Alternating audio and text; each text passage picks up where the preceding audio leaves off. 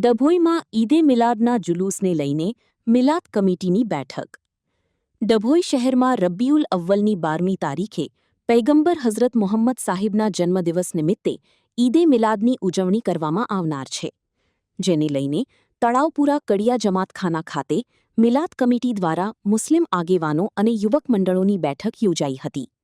બેઠક શહેર કાઝી સૈફુદ્દીન સૈયદની અધ્યક્ષતામાં યોજાઈ હતી.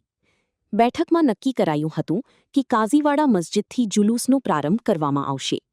જુલુસ વડોદરી ભાગોળ, તાઈવાગા, નાંદોદી ભાગોળ ચોકડી, સરકારી દવાખાના 4 રસ્તા, વકીલ બંગલા, લાલ બજાર, ટાવર અને છીપવાડ બજાર થઈ પરત કાઝીવાડા મસ્જિદ ખાતે પૂર્ણ કરવામાં આવશે.